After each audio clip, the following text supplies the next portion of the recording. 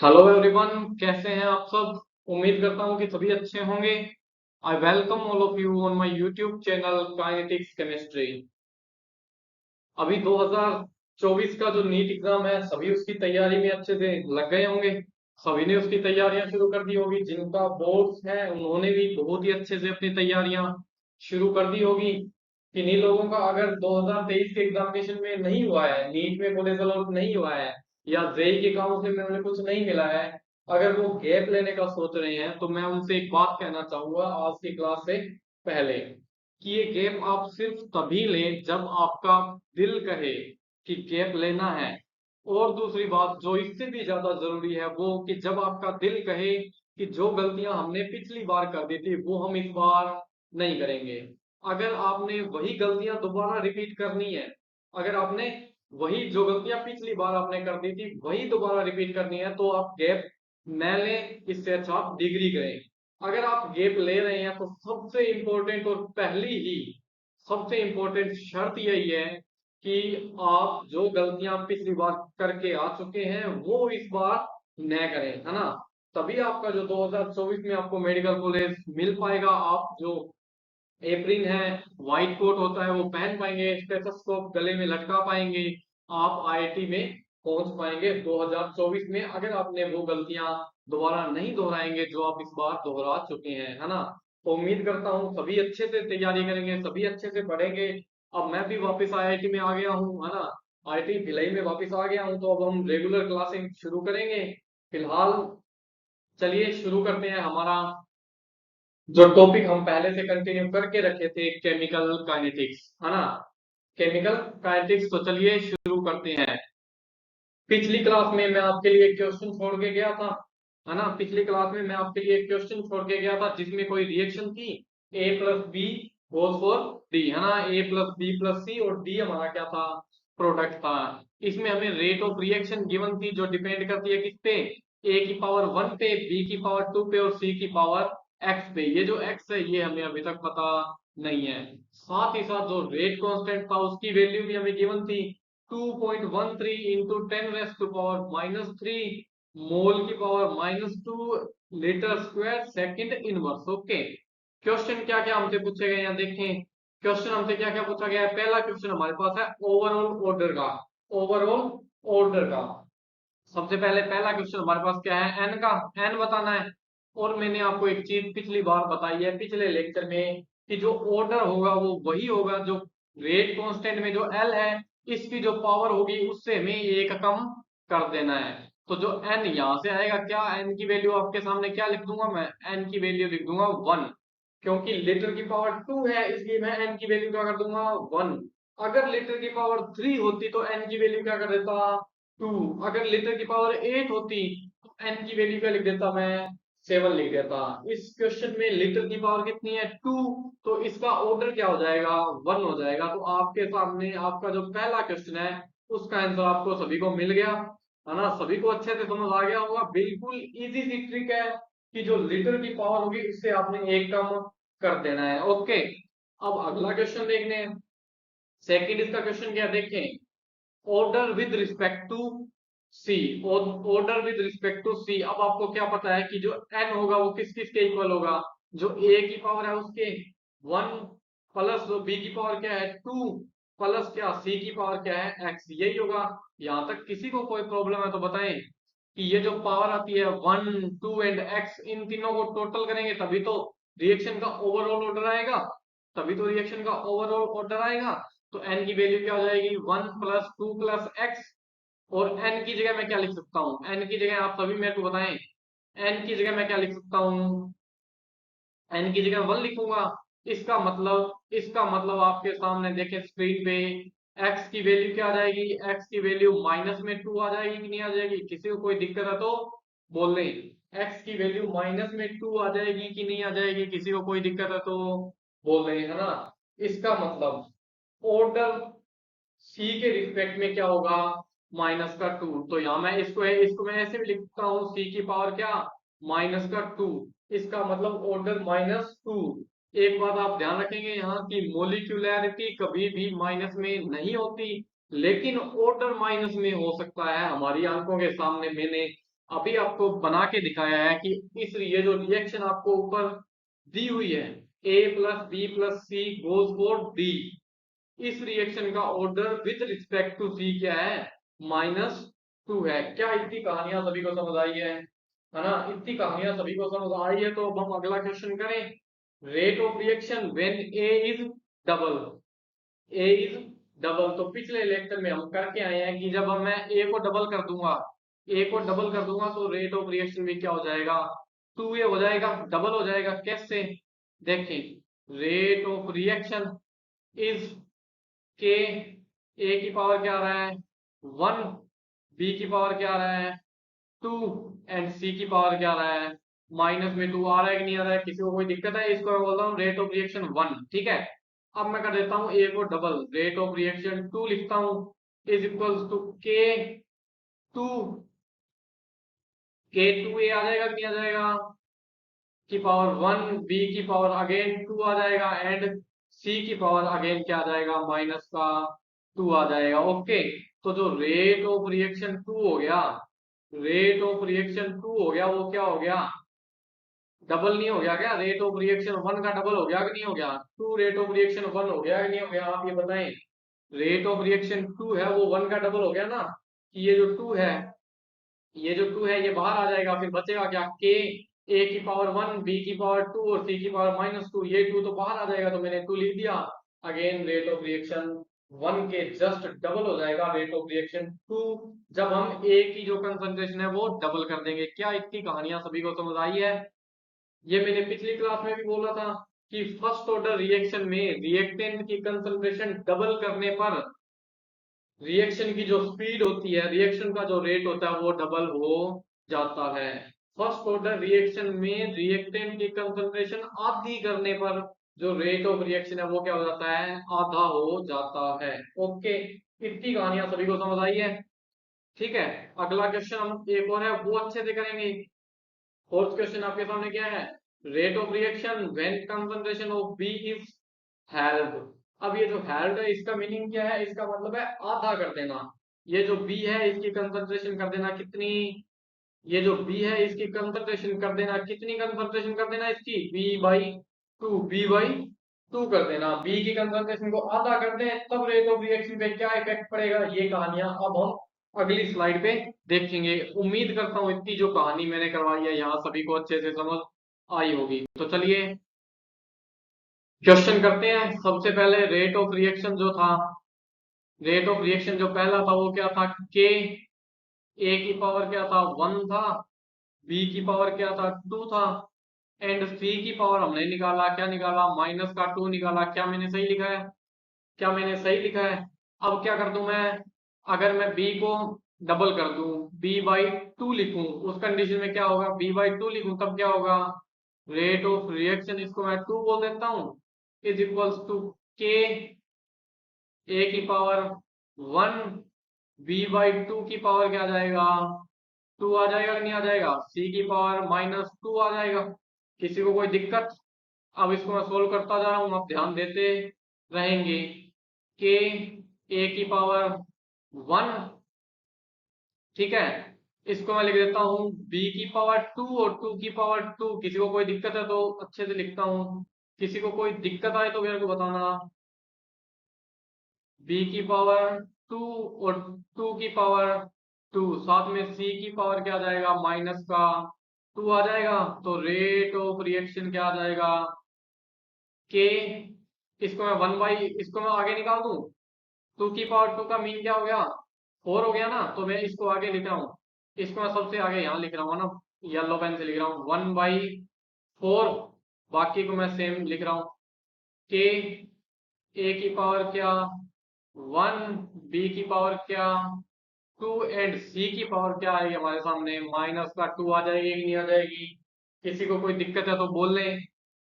इसका मतलब मैं क्या लिख सकता हूँ, rate of reaction 2 is equals to 1/4 rate of reaction 1। यहां तक किसी को कोई दिक्कत आ रही है तो बोल दें। ये जो वैल्यूज है के, ए की पावर 1, बी की पावर 2 और सी की पावर -2, ये रेट ऑफ रिएक्शन 1 के इक्वल है कि नहीं है? तो ये मैंने यहाँ लिख दिया। किसी को कोई दिक्कत? कि जब रिएक्शन क्या हो, सेकंड ऑर्डर हो, बी के रिस्पेक्ट में सेकंड ऑर्डर ही तो थी, जब रिएक्शन सेकंड ऑर्डर हो और हम रिएक्टेंट की कंसंट्रेशन आधी कर दें तो रिएक्शन का जो रेट है वो 4 टाइम डिक्रीज हो जाएगा, 1/4 हो जाएगा। क्या हो जाएगा? 1/4 हो जाएगा। क्या इतनी कहानियां सभी को समझ आई है? अच्छे से समझ आई है? तो हम आगे चलते हैं। जो जीरो ऑर्डर रिएक्शन है उसके लिए कुछ फॉर्मूलाज है, डिफरेंशियल इक्वेशन है, वो हम आगे की क्लासों में करेंगे। इतना किसी को नहीं समझ आया है तो कमेंट करके जरूर बताएं, मैं ये क्लास दोबारा ले लूंगा अगर किसी को समझ नहीं आया है ना। उम्मीद करता हूँ सभी को समझ आ गया होगा, फिर भी किसी को नहीं आया है तो कमेंट में जरूर बताएं। अब चलते हैं हम जीरो ऑर्डर काइनेटिक्स में। इसमें हम करेंगे क्या कि जो शून्य कोटि अभिक्रिया है, जीरो ऑर्डर रिएक्शन है, उसके लिए एक फॉर्मूला होता है, वो हम फॉर्मूला बनाएंगे। उसके बेसिस पे आपको न्यूमेरिकल पूछे जा सकते हैं, वो न्यूमेरिकल भी हम आगे सॉल्व करेंगे। फिलहाल के लिए हम उसका जो है फॉर्मूला है वो जनरेट करते हैं। ओके, तो देखें, मान लीजिए कोई रिएक्शन है, आर से पी की तरफ जा रही है, आर से पी की तरफ कोई रिएक्शन है वो प्रोसीड कर रही है। ओके, तो अब आपको पता है कि जो रेट ऑफ रिएक्शन होगा, रेट ऑफ रिएक्शन होगा वो क्या होगा, अभिक्रिया का वेग होगा वो क्या हो गया, D R by D T. हम शुरू में सबसे पहले यही तो करके आए हैं, सबसे पहले यही तो करके आए हैं, इज इक्वल टू क्या होगा, D P by D T हो जाएगा कि नहीं हो जाएगा, D P by D T हो जाएगा कि नहीं हो जाएगा। आपने एक चीज नहीं भूलनी है, रिएक्टेंट के साथ माइनस लगाएंगे और प्रोडक्ट के साथ प्लस लगाएंगे, क्योंकि प्रोडक्ट की कंसंट्रेशन हमेशा ही क्या होती है, इंक्रीज होती है, जबकि रिएक्टेंट की कंसंट्रेशन हमेशा ही क्या होती है, डिक्रीज होती है। इसलिए रिएक्टेंट के आगे माइनस लगेगा और प्रोडक्ट के आगे क्या लगेगा, प्लस लगेगा। ओके, ये तो था एक नंबर फॉर्मूला। हमारे लिए जो काम की चीज थी वो क्या थी, जो आपके सामने स्क्रीन पर है इतनी सी।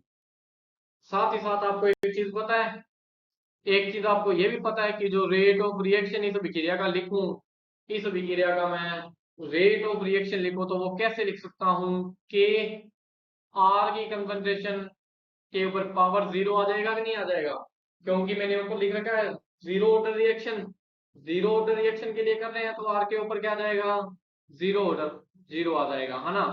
तो अब आपको एक चीज पता है, टू की पावर वन का मतलब होता है टू, टू की पावर टू का मतलब होता है फोर, टू की पावर जीरो का मतलब क्या होता है, वन। किसी की भी पावर जीरो आ जाए, एक्स की पावर जीरो का मतलब क्या होता है, वन। क्या ये बात आपको समझ आई? इसका मतलब रेट ऑफ रिएक्शन क्या हो जाएगा, के इंटू वन हो जाएगा कि नहीं हो जाएगा, के इंटू वन हो जाएगा कि नहीं हो जाएगा। इसका मतलब देखें, ये थी इक्वेशन नंबर वन, ये थी इक्वेशन नंबर टू। इसका मतलब के, मैं चेंज करता हूँ पेन, है ना, अच्छा लगेगा। इसका मतलब K is equals to minus D R by D T. किसी को कोई प्रॉब्लम है तो बोलें, यहां तक किसी को कोई प्रॉब्लम है तो बोल लें, है ना, किसी को कोई दिक्कत नहीं है। ओके, अगली स्लाइड पे चल रहा हूं मैं। क्या था हमारे पास, K is equals to minus D R by D T था, minus D R by D T था। इसका मतलब K D T is equals to minus D R, K D T is equals to minus D R, है ना। इसका करेंगे हम integration,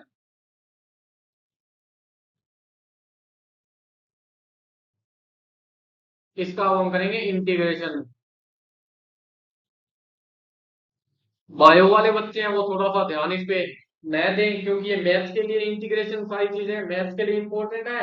bio के लिए, नीट के लिए थोड़ी बहुत आपको सीखनी पड़ सकती है, जो आप फिजिक्स में सीख लेंगे। ये जो इंटीग्रेशन और डिफरेंशिएशन है ये सब चीजें आप फिजिक्स में सीख लेंगे, है ना। तो मैं लिख रहा हूं, देखें, पहले तो मैं इस रिएक्शन को पूरा उल्टा कर रहा हूँ, आर को मैं इधर लेके आ रहा हूँ, है ना, आर को मैं इधर ले आया तो प्लस में हो जाएगा, इसी के साथ माइनस के टी, और साथ में यहाँ एक इंटीग्रल कांस्टेंट लगता है आई।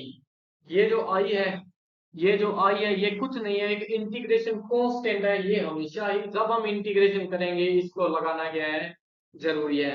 फिलहाल आपको उम्मीद करता हूँ ये इतनी कहानियां समझ आई होगी।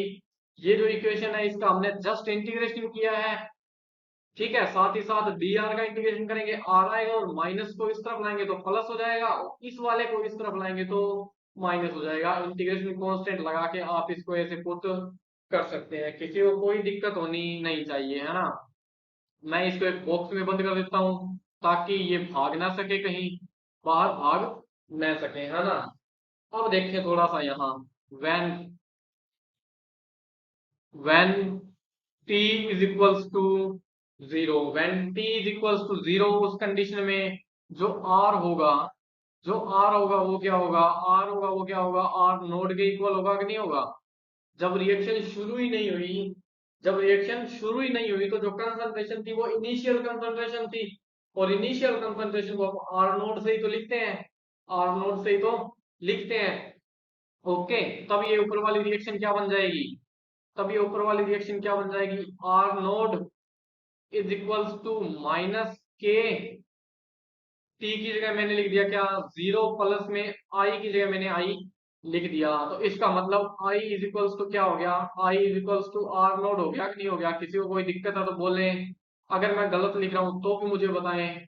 मैं गलत तो नहीं लिख रहा, मुझे उम्मीद है कि मैं गलत तो नहीं लिख रहा, है ना, मैं गलत तो नहीं लिख रहा। इस इक्वेशन को हम मान लेते हैं 3,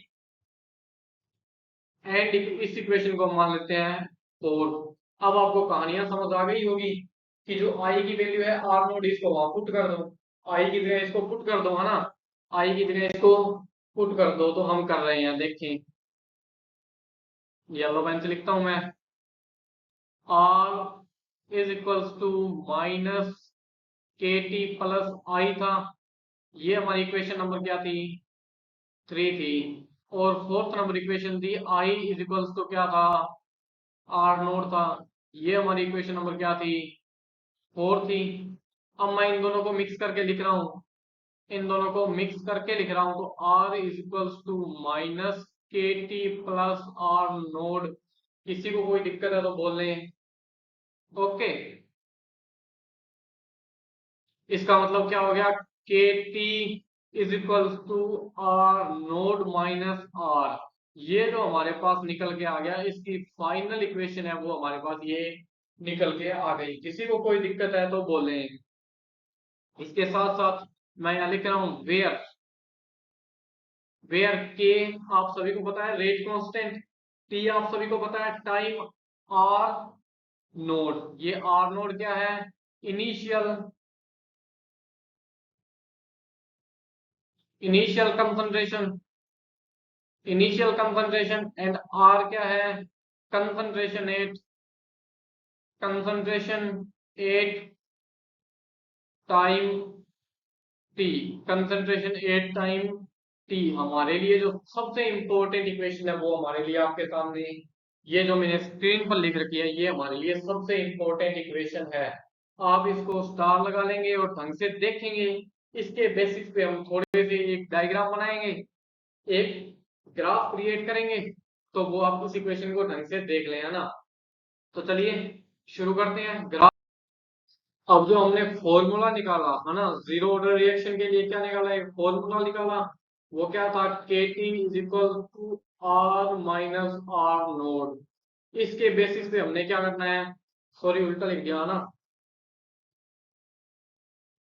के T is equal to R naught minus R. Okay, ये जो हमने जो फॉर्मूला निकाला है, इसके बेसिस पे हमने अभी क्या करना है, एक ग्राफ बनाना है, जो ग्राफ हम अगली क्लासों में बनाएंगे। एक्चुअली इस सीरीज में मेरे पास जो है स्लाइड्स कम पड़ गई थी, मैंने स्लाइड्स ऐड कम की थी, इसलिए हम वो अगली क्लासों में कर लेंगे। जो ग्राफ बनाना है अगली क्लासों में हम वो बनाएंगे। उम्मीद करता हूँ आज का जो पोर्शन था आपके लिए बहुत ही समझ आया होगा, बहुत ही इजी होगा ये। और इसके जो ये जो आपके सामने मैंने इक्वेशन लिखी है, इससे आपको न्यूमेरिकल पूछे जा सकते हैं। इसी के साथ थैंक यू, पढ़ते रहिए, जुड़े रहिए।